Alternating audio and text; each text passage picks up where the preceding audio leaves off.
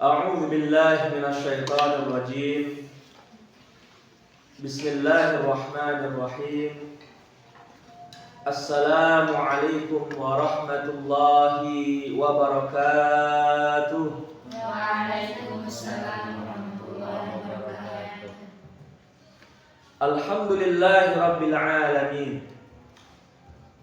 Wassalatu wassalamu ala sayyidina Rasulillah Muhammad bin Abdullah wa ala alihi wa sahbihi wa mawala.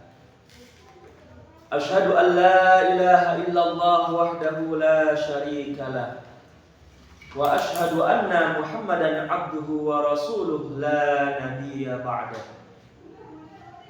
Allahumma salli wa sallim wa barik ala sayyidina Muhammad wa ala ali sayyidina Muhammad. Kama sallaita wa sallamta wa barakta ala sayyidina Ibrahim wa ala ali sayyidina Ibrahim fil alamin innaka Hamidum Majid. Fi hadhihi lailatul mubarakah, pada malam yang penuh berkah ini, nastamiru darsana fi ma yata'allaqu bi ilmil akhlaqi. Kita akan melanjutkan materi kajian kita terkait dengan ilmu akhlak. Wa qara'na ilmal akhlaqi, dan kita membaca ilmu akhlak min khilali kitab alladhi sannafahu al-Imam Az-Zarnuji rahimahullahu ta'ala. Yang mana kita mempelajari ilmu akhlak ini dari karangan, dari tulisan, dari karya Imam Zarnuji rahimahullahu ta'ala.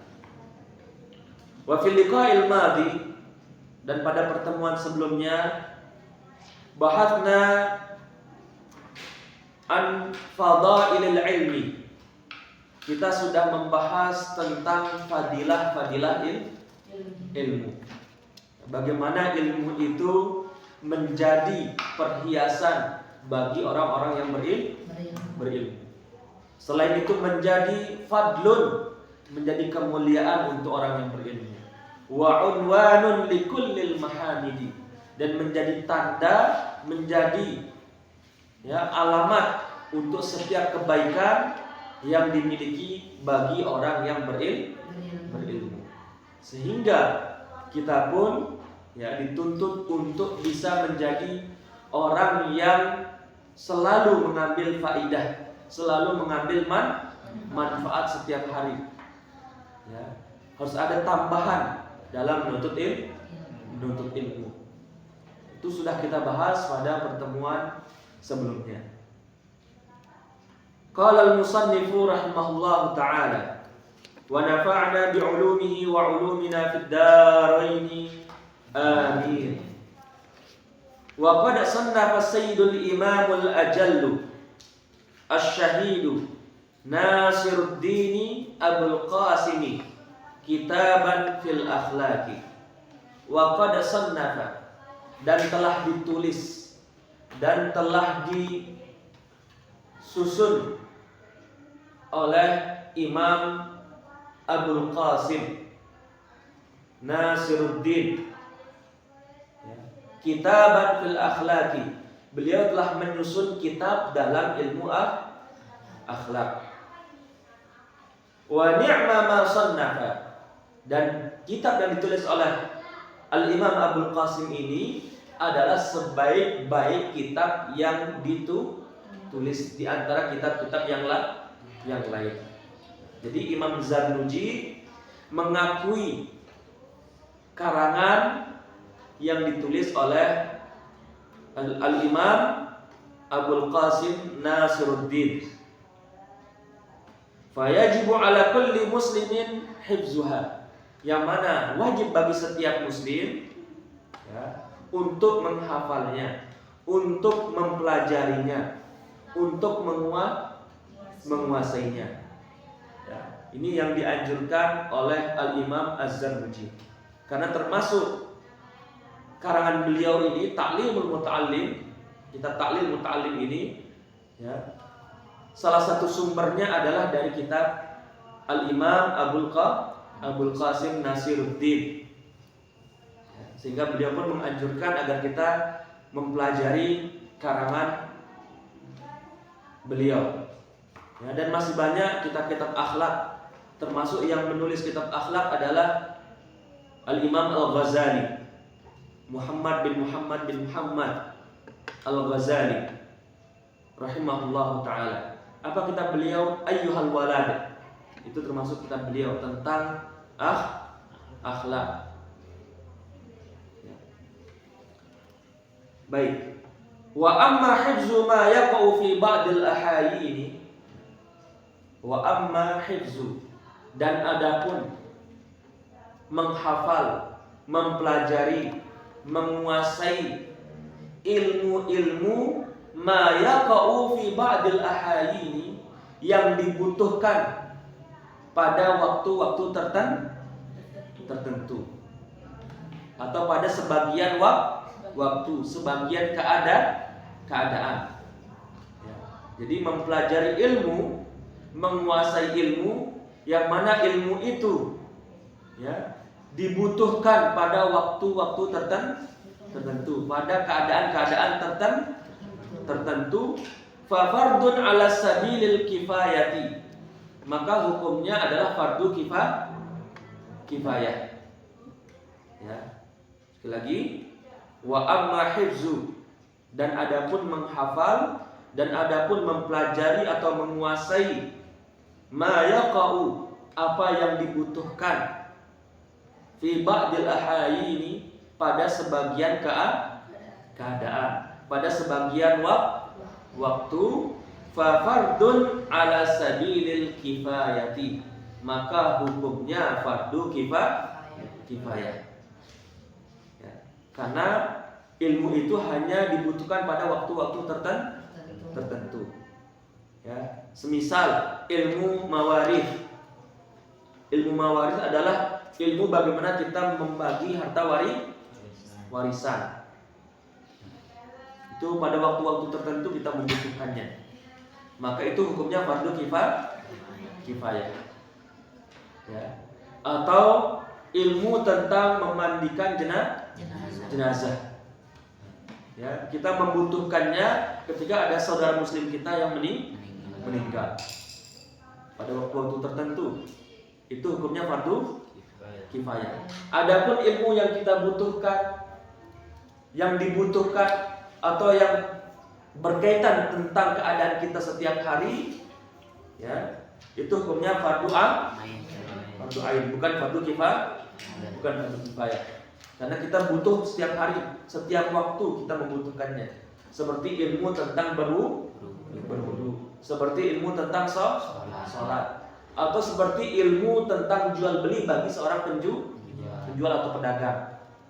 Maka dia harus memahami ilmu tentang jual beli dalam ilmu fikih. Ya. Baik, dan beberapa ilmu-ilmu yang lainnya yang mana kita butuhkan, ya, setiap waktu, setiap keadaan, itu hukumnya fardu ain. Ya. Apabila ilmu itu kita membutuhkannya pada waktu-waktu tertentu, pada sebagian waktu, sebagian keadaan, maka hukumnya fardu kifayah. Jadi harus dibedakan. Ya. Yang pertama, ada ilmu yang pasti kita butuhkan setiap waktu, setiap keadaan. Ilmu itu hukumnya fardu ain. Ya. Yang kedua, ilmu yang mana ilmu ini kita butuhkan pada waktu-waktu tertentu, pada keadaan-keadaan tertentu. Ya. Maka hukumnya apa? Fardu kifayah. Ya. Itu harus dibedakan, ya. Sebagaimana di sini beliau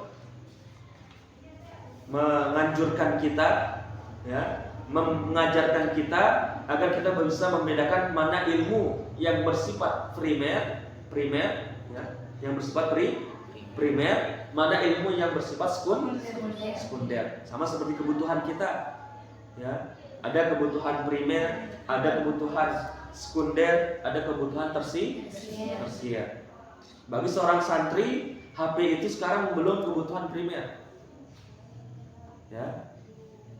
Keadaan-keadaan tertentu dia butuh. Nah, ketika ada keadaan tertentu itu dia bisa minjem kepada ustadzahnya atau ustadznya. Ya.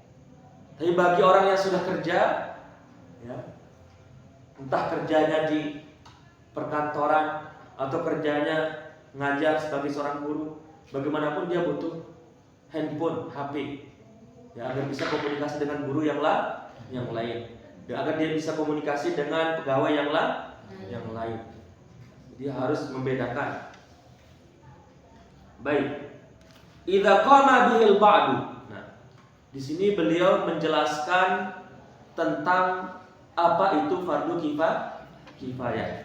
Idza qama bil ba'du, apabila, ya, dikerjakan oleh sebagian orang fi baldatin, pada suatu wilayah, pada suatu kawasan, pada suatu desa, ya, ya, pada suatu kecamatan atau kabupaten.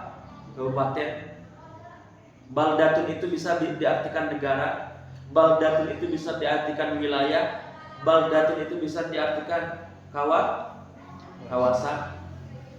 Idza qama bihil ba'du fi baldatin, apabila dikerjakan oleh sebagian orang pada suatu wilayah, saqata 'anil baqina, maka gugur untuk sebagian orang yang lain.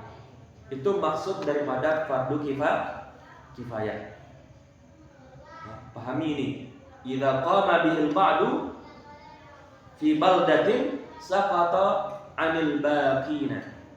Itu maksud daripada fardu kifayah. Apabila dikerjakan oleh sebagian orang, ya, pada suatu wilayah, suatu desa, suatu kampung, maka, ya, kewajiban itu akan gugur untuk sebagian yang lain. Seperti sholatul janazati, seperti sholat jenazah. Sholat jenazah apabila dikerjakan oleh sebagian yang lain, maka orang yang tidak datang untuk mensolatkan jenazah saudaranya yang meninggal itu, maka dia tidak berdosa. Ya. Baik. Wa iyadatul mardha. Nah, ini juga termasuk salah satu contohnya. Selain sholat jenazah, juga, ya, mengunjungi saudaranya yang sakit. Itu hukumnya fardu kifayah. Apabila saudara kita yang muslim sakit, kemudian ada sebagian orang yang mengunjunginya, ya, maka orang yang tidak mengunjunginya itu dia tidak berdosa. Ya, karena sudah gugur kewajibannya. Fa in lam yakun fil baldati, ya, maka apabila tidak ada yang mengerjakannya, ya, man yaqumu bihi, fa in lam yakun fil baldati man yaqumu bihi, maka apabila tidak ada orang yang mengerjakannya di desa itu, di kawasan itu, di wilayah itu, ya, ishtaraku jami'an fil ma'thani, maka semuanya akan mendapatkan dosa.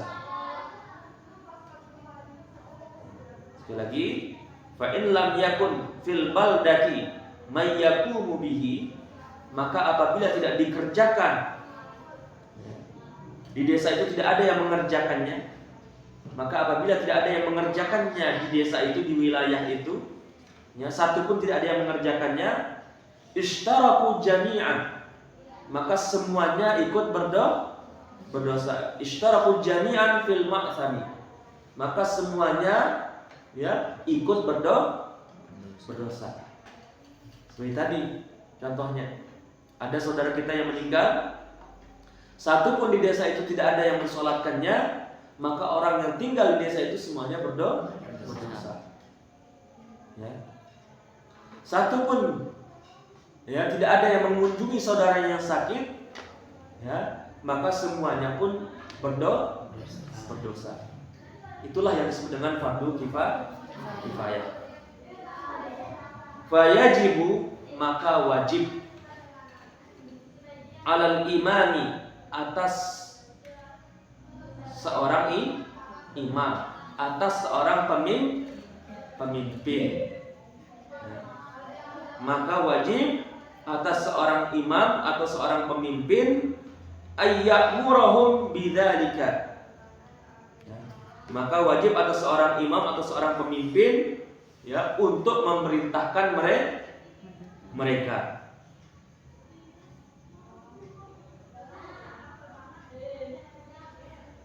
Wa yujbira ahlal baldati ala dzalika. Ya. Tidak hanya menyuruh mereka tadi, tapi juga wa yujbira dan mewajibkan mereka penduduk, yaitu ahlal baldat itu penduduk yang ada di wilayah itu, ya, ala dzalika atas itu. Baik. Nah, misalnya saya kasih contoh, ya, saya sebagai kadus di salah satu kampung. Ini sampai sini. Nah, kemudian apabila tidak ada saudara yang meninggal, ada orang meninggal di kampung itu, di kadus itu, di dusun itu, ada yang meninggal, maka di situ saya sebagai kadus, seorang yang memiliki jabatan, harus memerintahkan penduduk yang tinggal di situ untuk ikut sholat jenazah. Berarti di sini dan mewajibkan mereka. Ya. Atau misalnya di kampung itu, di desa itu, ya, satu pun tidak ada yang bisa memandikan jenazah, maka saya harus menyuruh salah satu perwakilan yang tinggal di desa itu untuk belajar bagaimana memandikan jenazah. Kemudian di sini, nah, dan itu dilakukan oleh pemerintah kita yang sekarang, ya, sehingga mereka diberikan beasiswa, disekolahkan agar mereka bisa memahami, agar mereka bisa mempelajari, ya, apa yang dibutuhkan di desanya itu, apa yang dibutuhkan di masyarakatnya itu. Ya. Nah, itu hukumnya fardu kifayah. Itu yang dimaksud dengan fardu kifayah. Ya. Apabila dikerjakan oleh sebagian yang lain, maka gugurlah kewajiban itu untuk sebagian orang yang lainnya. Namun apabila tidak ada yang mengerjakannya sama sekali, ya, maka mereka pun ishtaraku jami'an fil ma'thami, maka mereka, ya, semuanya akan mendapatkan dosa, atau mereka telah melakukan dosa. Sehingga wajib bagi seorang pemimpin untuk memerintahkan salah satu dari penduduknya itu untuk melaksanakan sholat jenazah atau untuk mempelajari ilmu yang dibutuhkan untuk desanya itu, ya, dan mewajibkannya. Baik. Faqila, maka dikatakan, ya, faqila, maka dikatakan bi anna ilma ma yaqau ala nafsihi, bi anna ilma, sesungguhnya ilmu, bi anna ilma, sesungguhnya ilmu, ma yaqau ala nafsihi, ya, sesungguhnya ilmu yang dibutuhkan untuk dirinya, bi anna ilma ma yaqau ala nafsihi, sesungguhnya ilmu yang dibutuhkan untuk dirinya, fi jami'il ahwali, pada setiap keadaan, ya. Jadi maksud beliau di sini adalah, ya, ilmu yang kita butuhkan dalam setiap keadaan itu, ya, bimanzilatit ta'ami, kedudukannya seperti makanan. Ya. Kedudukannya seperti apa? Makanan, seperti minuman. Ya. Ini berkaitan tentang ilmu yang kita butuhkan dalam setiap keadaan. Ya. Seperti yang di sini. Jadi ilmu yang berkaitan dengan setiap keadaan kita itu diumpamakan, diibaratkan seperti makanan atau minuman, yang mana makanan dan minuman itu selalu kita butuhkan. Kita tidak bisa lepas dari makanan dan minuman. Ya. Pagi makan, setelah makan minum. Siang makan, setelah makan minum. Malam makan, setelah makan minum. Nah, seperti itulah ilmu ya yang kita butuhkan dalam setiap keadaan kita. Ya. Bimangzilatit ta'ami, jadi kedudukannya seperti makanan, la budda, yang harus likulli wahidin min dzalika, yang harus dimiliki oleh setiap orang, ya. Yang harus dipelajari, dikuasai oleh setiap orang. Baik. Nah, itu ibarat, itu adalah perumpamaan untuk ilmu yang kita butuhkan setiap keadaan kita. Diumpamakan seperti apa tadi? Makanan, minuman. Lalu bagaimana dengan ilmu yang kita butuhkan pada sebagian keadaan, pada sebagian waktu? Itu diumpamakan seperti apa? Ya, baik. Beliau mengatakan wa ilman, dan ilmu ma yaqau fi ba'dil ahayini, dan ilmu yang dibutuhkan pada sebagian keadaan, dan ilmu yang dibutuhkan pada sebagian waktu, bimangzilatid dawai, kedudukannya seperti obat.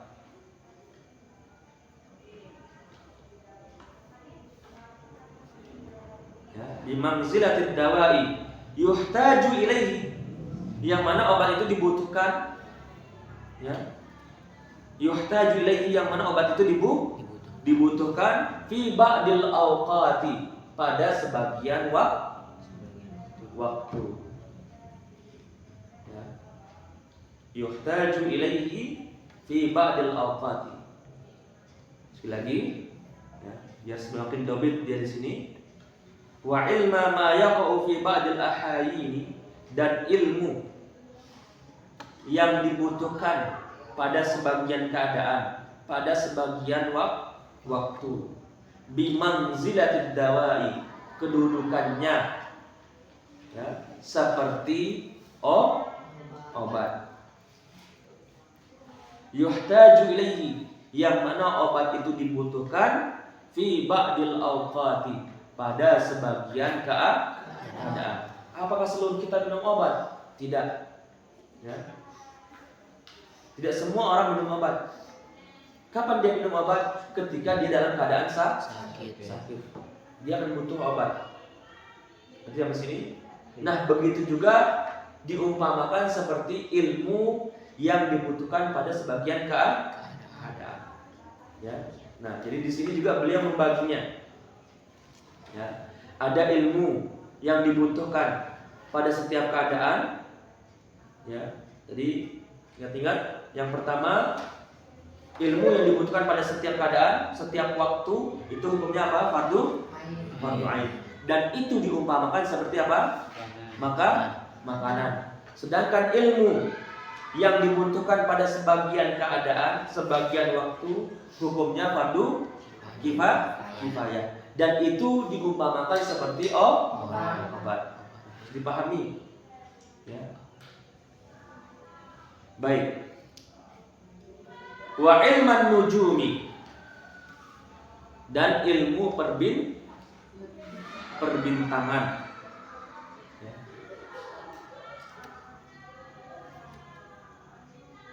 Wa ilman nujumi, dan ilmu perbintangan, ya. Yang mana ilmu perbintangan yang dimaksud di sini, ya, itu adalah seperti ada Scorpio, ya, kemudian ada Libra, Capricorn, apa istilahnya itu, ada bintang, nama-nama bintangnya. Ya. Dia lahir tanggal sekian bulan sekian, oh nanti bintangnya ini. Ya, Gemini katanya.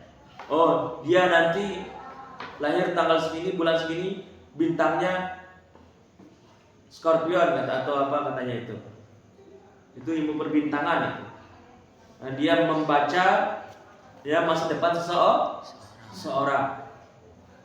Membaca status perjodohannya juga. Membaca status rizkinya, bagaimana rizkinya, pekerjaannya dan sebagainya.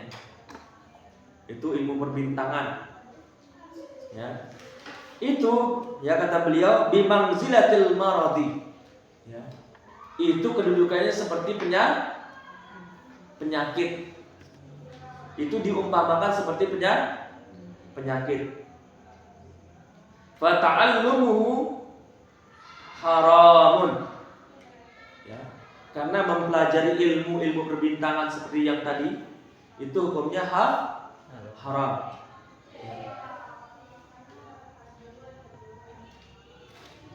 Nah, jadi ilmu yang ketiga ini adalah ilmu yang hukumnya haram. Yang hukumnya haram yaitu ilmu perbintangan. Dan dia diumpamakan seperti apa? Penyakit. Kenapa seperti penyakit? Ilmu perbintangan itu li'annahu yadurru, karena itu berbahaya. Ya, wala yanfa'u, dan itu tidak ada manfaatnya. Ya. Berarti apa sini? Tanggal sekian, bulan sekian, ya, nanti jodohnya, ya, atau nanti nama bintangnya ini, ya, jodohnya harus dengan bintang ini, ya, itu hukumnya haram itu, karena itu mudarat, memberikan mudarat dan tidak ada manfaatnya. Ya. Kenapa tidak ada manfaatnya dan dia mudarat? Ya, wal harabu min qada'illahi ta'ala wa qadarihi ghairu mumkinin. Ya. Wal harabu, dan terlepas dan lari, ya, dari ketentuan dan ketetapan Allah Subhanahu wa taala itu ghairu mumkinin, bukanlah sesuatu yang mungkin. Apabila sesuatu itu sudah ditetapkan bagi kita, ya, Allah sudah menetapkan bagi kita, ya sudah. Ya, nggak bisa kita lari dari ketentuan dan ketetapan Allah itu, karena sudah menjadi ketentuan dan qada dan takdirnya Allah Subhanahu wa taala. Ya. Bagaimanapun kita berusaha, ya, usaha yang kita lakukan tetap kita kembalikan kepada Allah Subhanahu wa taala. Ya. Kita sudah berusaha menjaga kesehatan kita, ya. Tapi ternyata Allah menentukan kita untuk sakit. Sudah, kita terima. Tapi harus apa? Ada usaha untuk menjaga kesehatan. Harus ada usaha untuk menjaga tubuh kita, daya tahan tubuh kita. Baik. Nah, itu yang penting. Kenapa? Karena mempelajari ilmu perbintangan tadi, ya, itu membuat kita berusaha lari dari ketentuan dan ketetapan Allah Subhanahu wa taala. Dan lari dari ketentuan ketetapan Allah itu suatu yang tidak mungkin. Karena sudah ditakdirkan untuknya. Sudah ditetapkan untuknya. Ya. Jodoh sudah ditentukan oleh Allah Subhanahu wa taala. Ya. Sekian tahun dia menjalin hubungan, tapi ternyata akhirnya tidak menikah. Qadarullah ma yasha. Itu sudah menjadi ketentuan Allah Subhanahu wa taala. Ya. Sekian tahun dia berusaha untuk mengumpulkan harta, ya, agar dia bisa menjadi kaya. Tapi qadarullah dia tetap miskin, ya sudah. Tapi harus ada usaha. Ingat, ya, sebagaimana yang dikatakan oleh Syekh Ibrahim Al-Laqani dalam kitabnya Jauharatut Tauhid. Beliau mengatakan wa indana lil 'abdi kasbun kullifa. Wa indana, dan menurut kami, yaitu menurut mazhab Ahlussunnah wal Jamaah, lil 'abdi kasbun kullifa. Ya. Bahwasanya ya, menurut Ahlussunnah wal Jamaah, seorang hamba itu memiliki usaha. Dan usaha, dengan adanya usaha kemampuan seorang hamba, disitulah dia ditaklifkan, dia dibebani dengan suatu perintah untuk mengerjakan ya, kewajiban atau perintah untuk meninggalkan larangan. Ya. Walam yakun mu'athiran fal ta'rifa, kata beliau.